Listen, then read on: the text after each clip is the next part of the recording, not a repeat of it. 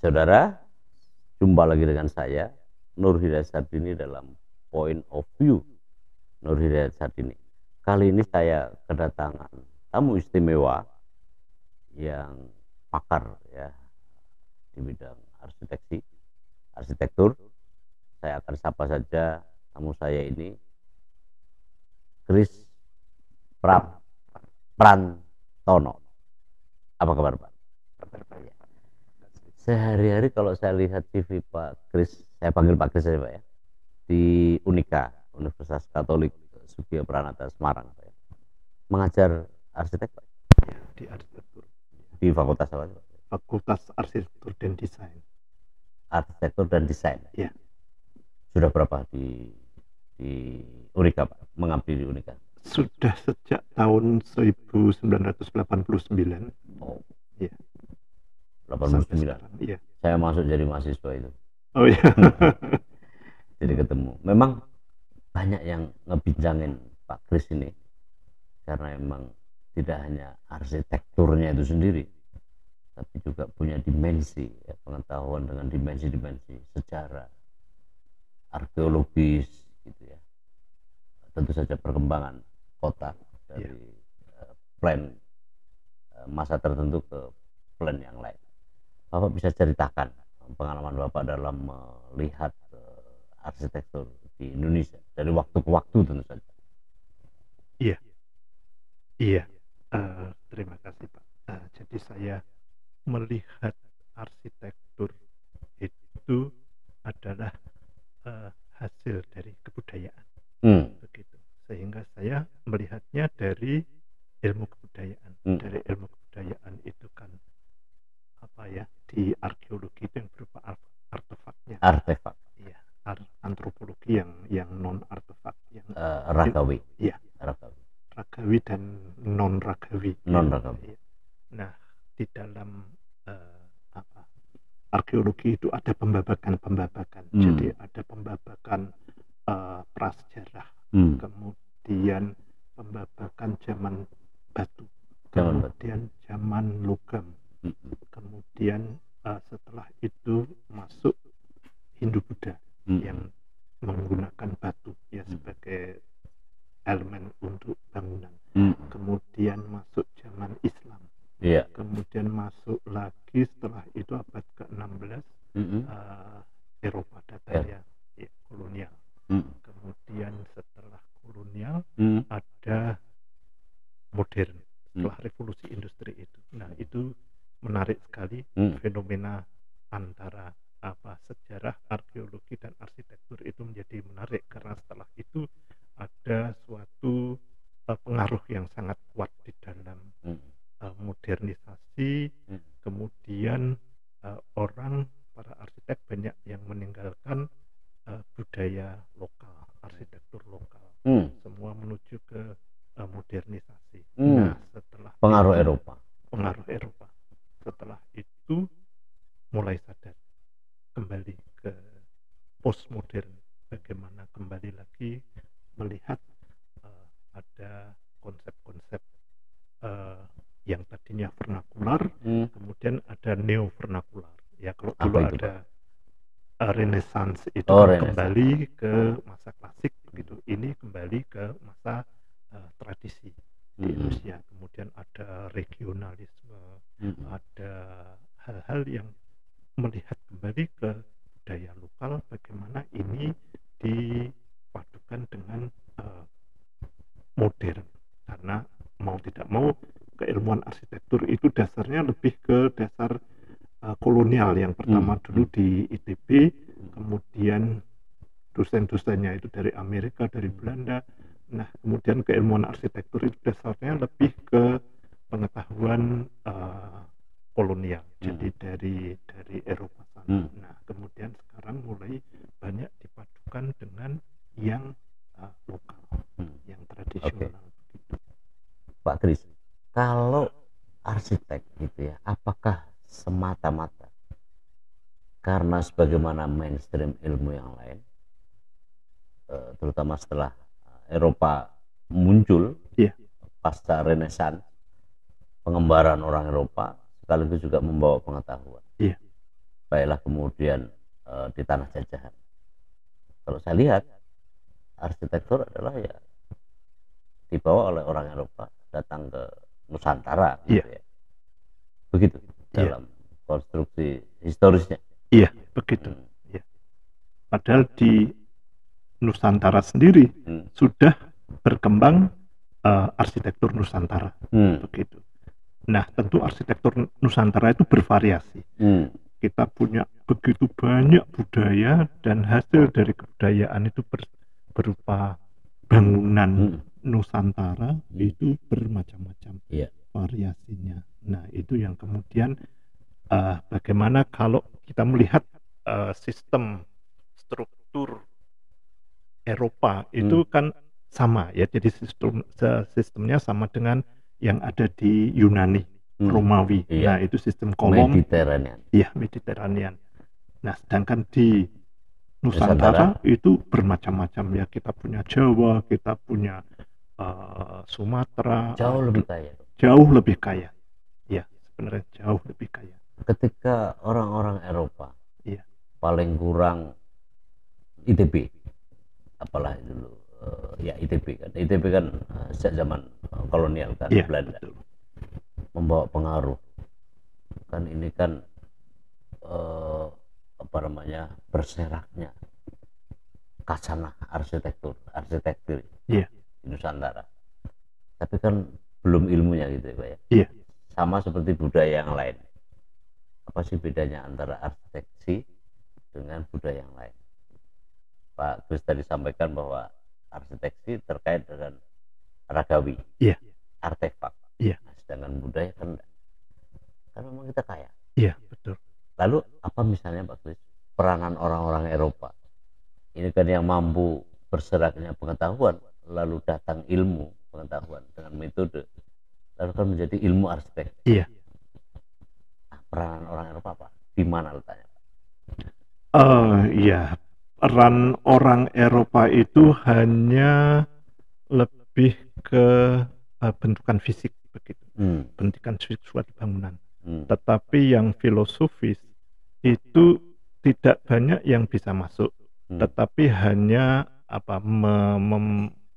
push saja, memaksakan kehendak di dalam cara berpikir orang-orang di Nusantara. Nah, itu yang kemudian mulai disadari ya, bahwa kita itu punya satu arsitektur yang tangible ya, yang ragawi, dan yang tidak ragawi itu lebih berupa filosofi dari bangunan itu sendiri, itu bagaimana termasuk kepercayaan dan lingkungan yang ada di sekitarnya. Nah, ini yang kemudian arsitektur yang modern yang dari Eropa itu hanya lebih ke meletakkan secara fisik saja, tetapi tidak banyak yang non fisik itu bisa masuk ke dalam bangunan. Contoh yang sudah ini ya, misalnya alam di Indonesia. Di Indonesia itu tropis, hujan tropis itu deras sekali. Nah, kemudian di Nusantara itu dengan atap yang ujungnya itu lebih menjorok, jadi ada tritisannya 1,5 agak begini Pak. Iya, agak. Bahkan kubus. Kalau ada tritisan itu juga tidak banyak begitu. Tidak jatuh ke pemiliknya gitu. Iya. Kalau angin tidak masuk ke jendela lagi, itu yang kan yang mengadaptasi dengan alam. Iya. Itu gaya tropis. Iya. Kalau gaya Eropa, Europe kan ya kotak jatuh aja. Iya. Karena salju kan. Iya, karena salju dan karena kalau hujan juga tidak sederas kita. Iya, tidak sederas kita. Iya. Nah, itu dibawa juga gaya apa istilahnya Pak ya?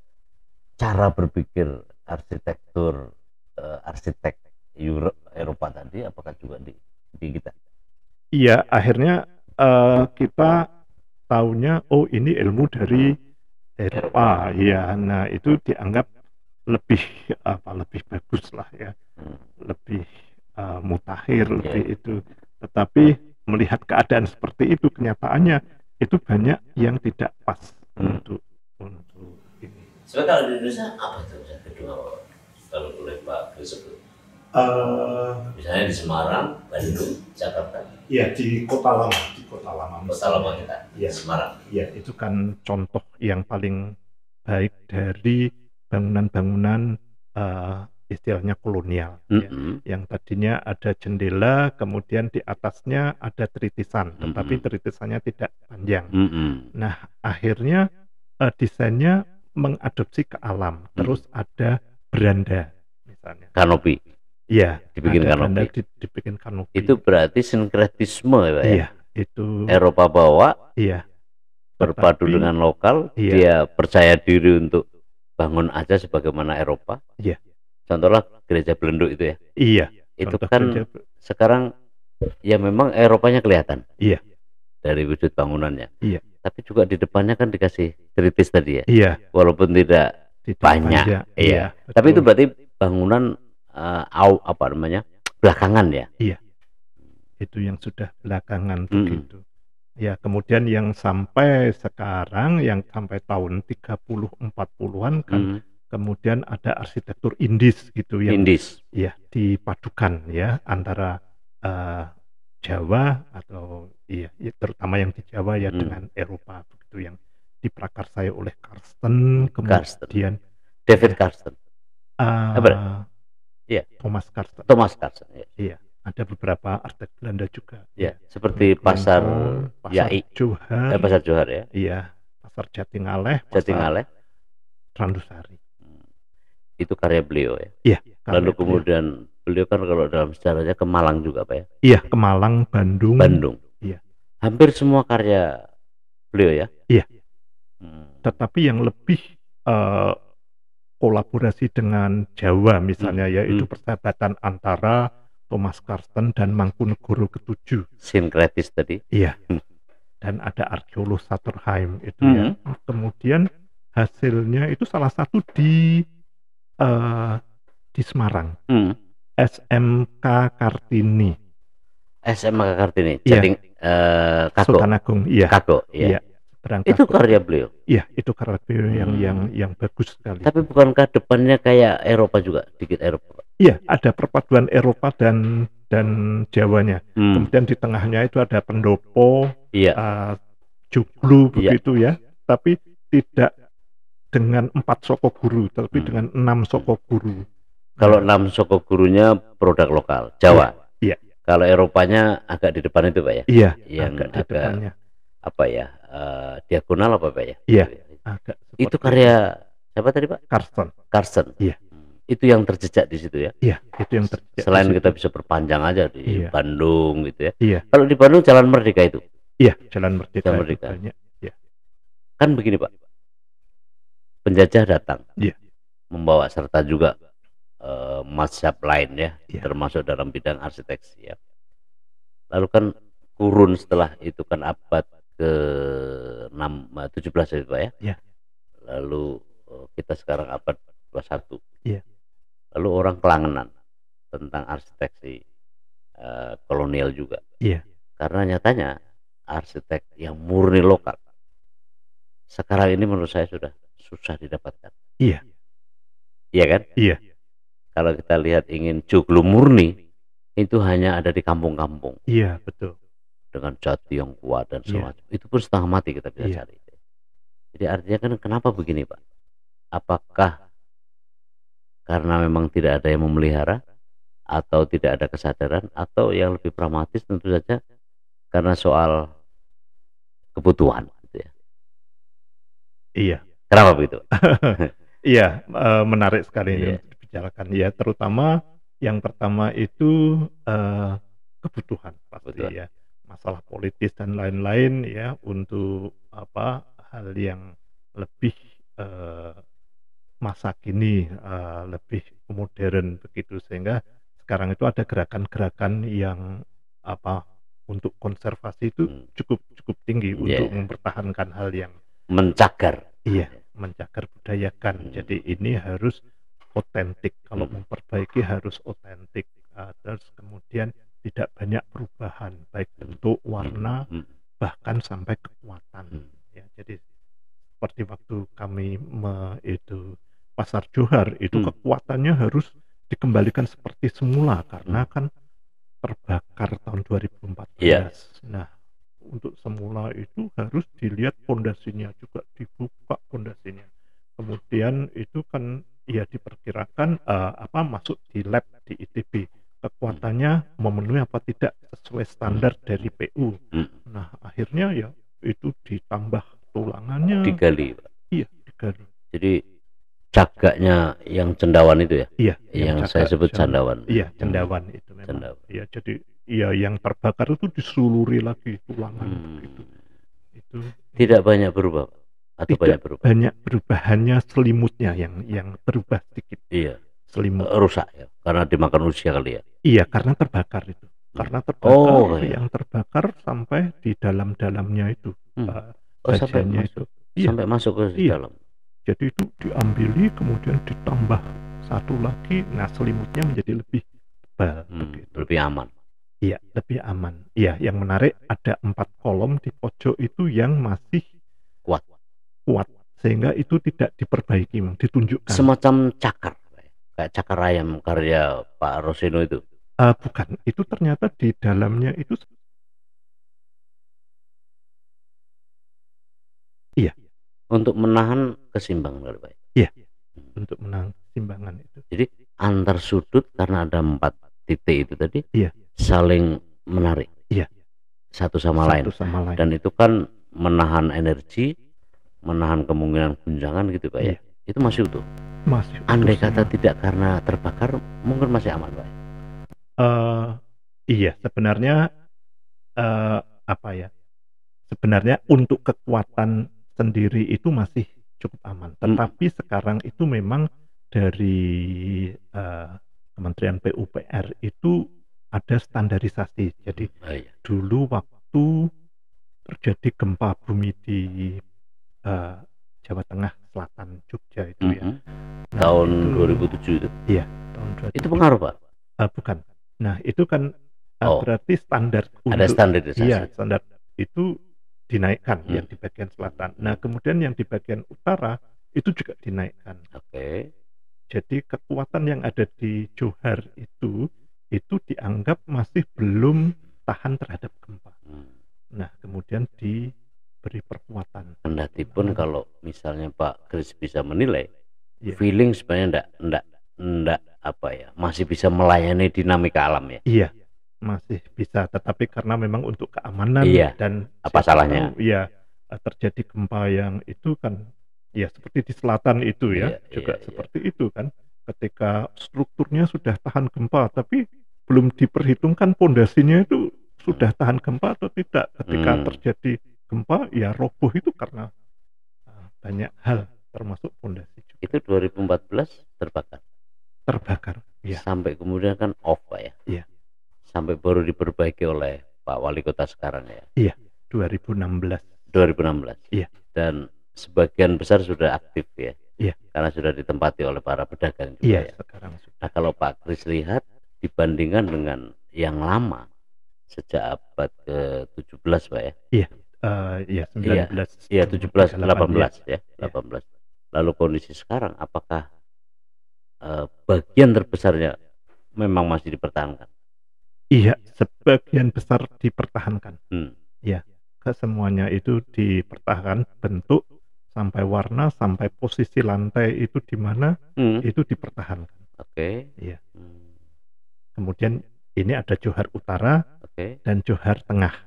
Nah, itu yang asli memang, itu yang buatan Karsten tahun 1936 sampai 38.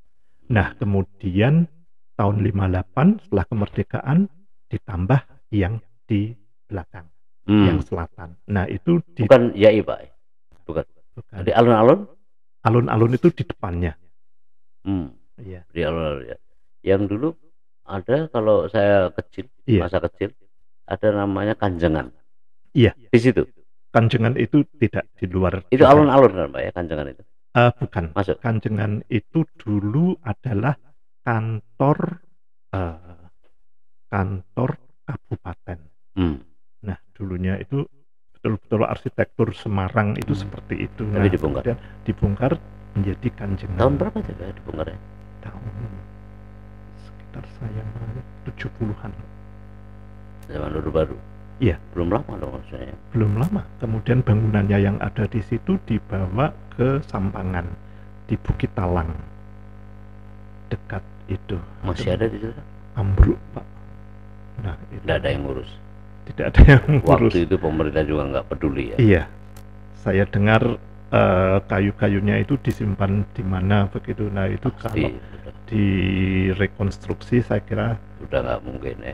iya sudah tidak mungkin, tetapi paling tidak merekonstruksi dalam bentuk rekam jejak begitu ya, iya. foto atau apa. Kebetulan saya ada salah satu foto yang tidak begitu jelas, tapi kemungkinan itu bisa digambar Repro. ulang. Iya, Repro. di repro. Iya. Itu bangunan itu ya? Iya. Arsitek model Indonesia banget ya? Iya. Jawa Semarang. banget, Iya. Semarang banget. Iya. Apa bedanya dengan yang lain Pak? Misalnya Semarang, daerah Pantura begitu, Iya. dengan daerah selatan atau keraton, Iya. ada yang khas? Ada, berbeda semua Pak. Yang di daerah sekitar utara itu pun itu bermacam-macam ya. Yang ada di Cirebon, kemudian Tegal, Pekalongan, kemudian Batang sampai ke daerah Rembang, itu punya ciri sendiri-sendiri. Nah itu yang luar biasa. Itu memang harus didokumentasikan istilahnya. Itu ada nggak yang mendokumentasikan, yang merekam dari waktu ke waktu gitu Pak? Saya melakukan itu Pak. Oke. Ya, saya melakukan itu. Prof. Toto Rusmanto juga melakukan.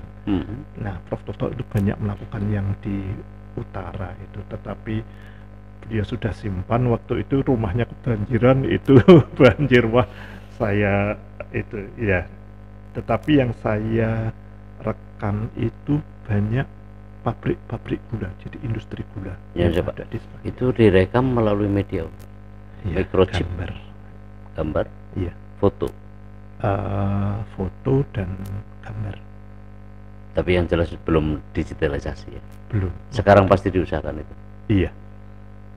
Itu berarti harus. Jadi rekaman bangunan di Pantura. Iya. Ya sepanjang lah dari, kalau mau diperpanjang dari Panarukan Pak ya. Iya. Sampai ke Jawa Timur ya. Iya. Ini kan jalan Dandels ya. Iya. Itu ada semua Pak. Ada semua waktu itu. Iya. Jadi sekarang ini saya berusaha bekerja sama dengan Ikatan Arsitek Indonesia. Itu banyak anak-anak muda itu yang tersisa kita selamatkan. Iya, kita selamatkan. Didigitalisasi. Iya. Tidak ada cara lain saya kira sekarang sudah digital. Iya. Itu sedang Pak Kris rintis. Iya. Kalau boleh sudah berapa persen itu Pak? Dari yang volume tentu Pak Kris tidak bisa memperkirakan. Iya. Karena pasti lebih besar daripada yang sempat Pak Kris koleksi. Iya. Apalagi dengan Pak Prof. Rusmanto tadi, Iya. Pak Toto Rusmanto tadi, itu kan jelas hilang. Iya. Berarti kan Pak Kris punya sisanya. Sisanya itu pun juga jauh lebih berarti. Iya. Iya. Iya, saya lebih melihat di Semarang. Jadi perkampungan yang ada di Semarang. Sekitar Semarang. Iya. Saya merasa gini Pak Kris, saya harus mengapresiasi juga ada usaha-usaha yang tampak cukup serius di mata publik mengenai ialah apalah merevitalisasi atau menata ulang atau apapun terhadap sekurang-kurangnya perhatian. Semua wali kota dari dulu ya, tetapi kan langkah konkretnya bukan tidak ada, tapi ini jauh lebih baik. Nah, apa sih kebutuhan untuk ya itu tadi merevitalisasi atau memperbaiki atau apa atau mengkonservasi gitu ya terhadap kota lama sebagai satu-satunya yang bisa kita lihat, dan tampaknya itu juga berkelindan dengan aspek lain soal turisme gitu ya. Bagaimana Pak Trismana ini? Iya, semangat itu cukup jelas dan cukup baik ya menuju ke sana ya. Contoh Johar itu luar biasa, dana yang dimasukkan di situ juga luar biasa, tetapi juga ilmu yang diselamatkan itu juga luar biasa. Ya, seperti misalnya pasar Johar itu adalah pasar tradisional termegah di Asia Tenggara pada zamannya sampai saat ini. Sampai sekarang? Iya. Oh. Saya mengatakan itu pasar termewah. Oh ya? Iya. Nah, mengapa? Nah, kita lihat pasar itu tidak pakai AC, tapi dingin.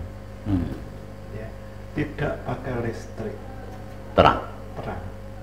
Nah, itu kan yang luar biasa. Jadi itu sungguh ekologis, green, sustainable development itu tercapai. Itu kalau Prof. Sudarto melihat itu Senang sesuatu, ya, keterkaitan antara lingkungan dan bangunan itu sangat sangat jelas. Ya. Nah, itu yang ilmu itu yang tidak bisa ditinggalkan. Ya, keilmuannya itu tinggi sekali. Jadi Dari sisi ilmu arsitektur, ya, luar arsitektur, biasa. struktur, dan ya ilmu lingkungan, kemudian kawasan, itu luar biasa. Ya, jadi kalau kita melihat sebenarnya apa dana yang dikeluarkan untuk Johar itu terbayar dengan apa yang terselamatkan. Begitu. Itulah yang Pak Kris sebut sebagai paling mewah. Iya, paling mewah. Bukan itu saja kemewahan secara material, iya, itu udah pasti gitu Iya, ya, karena setiap pembangunan memerlukan biaya. iya, Tetapi yang paling mewah adalah merayakan kemewahan alam iya, yang mampu diadopsi dalam bentuk bangunan iya, tanpa memerlukan AC, iya, memerlukan listrik sepanjang hari gitu Iya. ya. Kan begitu Pak? iya, Dan itu tetap terang, tetap sejuk. iya. Kalau dari sisi materialitasnya apa sih Pak? Materialnya itu sudah sudah ada semen dan beton bertulang. Oke. Ya, jadi kalau kita lihat pasar Peterongan itu adalah sistem beton bertulang pertama di Semarang. Ada di pasar Peterongan. Itu tahun 1914. Nah, kemudian pasar Randu, Awal abad ke-20 ya. iya, pasar Jatingaleh itu Jatingaleh. 1930. Itu sudah beton bertulang. Kemudian pasar Andusari 1934. Nah, itu dua pasar sebagai replika. Kemudian Johar tahun 36 sampai 38. Itu karsten semua Pak? Karsten semua.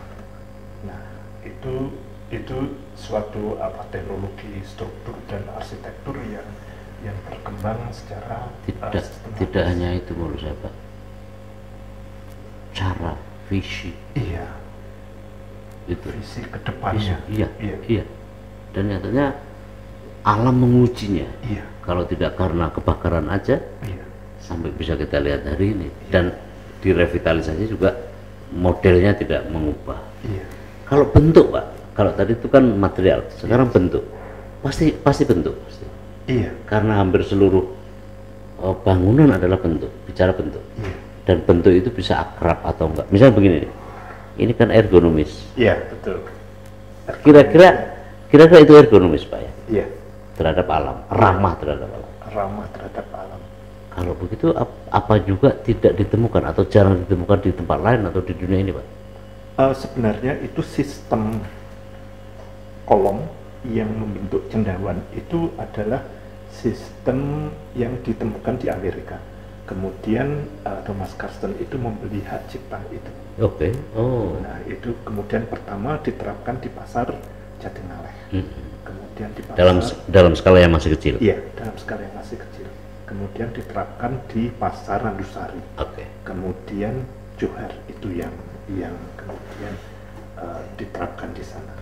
Di Eropa sendiri atau di negerinya lakukan itu nggak? Karsten ini? Tidak, Tidak. tidak. Dia berkebahasaan Belanda kan Pak?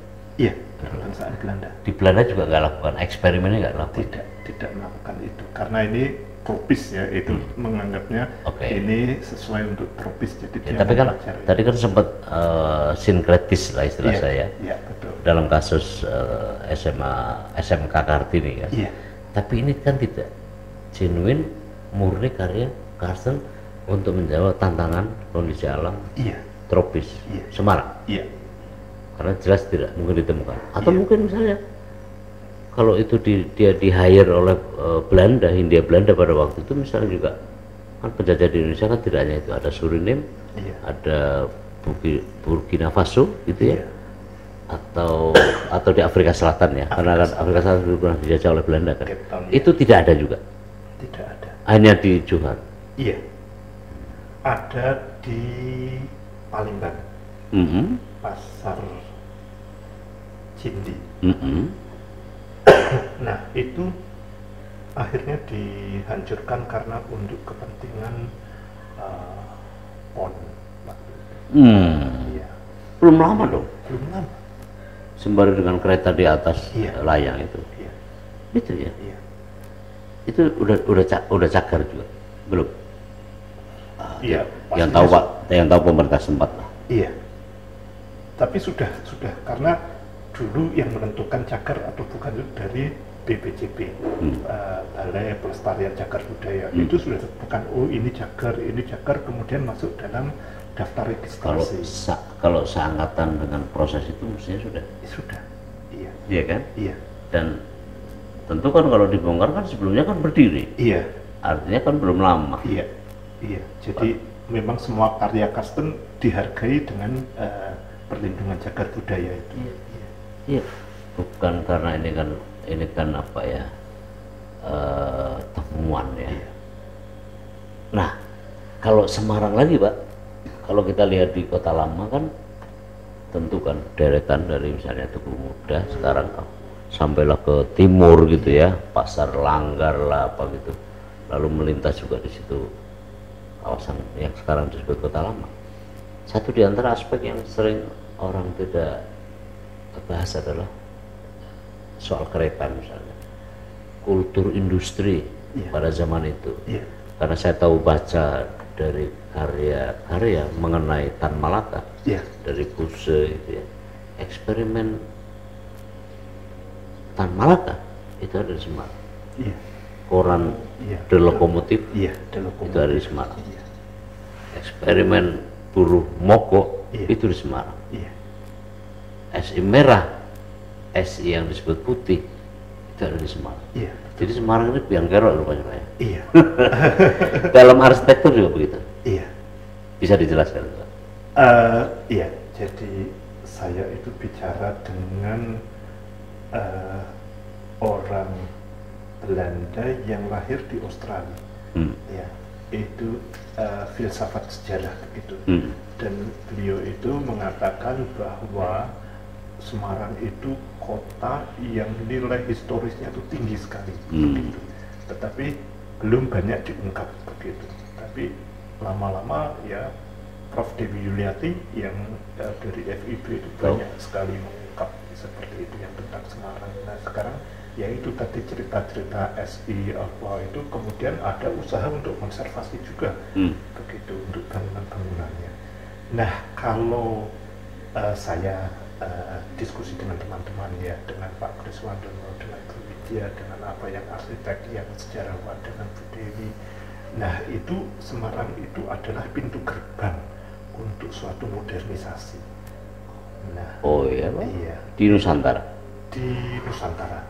Ya, jadi pertama kali kereta api ada di Nusantara itu di Semarang. Itu pertama kali ada Semarang. Antara Semarang Tanggung itu 25 km, itu jarak yang pendek, tetapi itu suatu revolusi modernisasi dari yang tadinya semuanya dikerjakan oleh tenaga manusia dan tenaga binatang, kemudian menjadi tenaga uap air pada zamannya. Itu tahun 1600 Pak. Itu 1700-an lah ya. 1800 ya abad ke-18 1802 03 deh kalau salah. Karena yang sekarang kita kenal sebagai Lawang Sewu itu kan kantor maskapai kereta api. Iya, betul. Tapi yang penting adalah bahwa di situ eksperimen peradaban modern Eropa yang dipindahkan ke luar Belanda, saya kira itu ya, bukan di tempat lain. Karena kan kawasan penjajahan Hindia Belanda, punya Belanda kan paling besar kan di Indonesia. Yang sekarang kita kan Indonesia. Dan Semarang dan Indonesia jatuhnya ke Semarang. Iya, jadi Belanda menjadi kaya raya itu karena ada modernisasi industri, kemudian digabungkan dengan agriculture. Jadi industrial agriculture itu yang ekspor dari Jawa ke luar dunia itu luar biasa. Untuk gula itu memasuk 60% kebutuhan dunia. Gula, Gula, ya. termasuk lahirnya konglomerat gula Tionghoa. Iya, Iya, itu memang di situ. iya. Jejaknya masih juga bisa dilihat sebagian kecil tapi. Iya, iya, betul.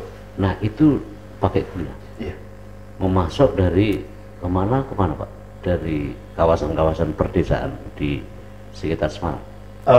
iya, jadi itu ada dari sepanjang pantai utara ya, jadi Cirebon sampai ke Surabaya, sampai Situbondo, sampai ke Pasuruan, sampai ke bawah Jember. Wah, itu adalah pabrik gula semuanya. Pabrik tebu ya. Iya, Iya pabrik. gula dan tebu. Dan pasti perkebunan tebu. Iya, Itu pakai maskapai kereta itu ya. iya. Dan pusatnya di dihubungkan. Semarang. Iya, pusatnya di Semarang dan kemudian di Surabaya. Oke.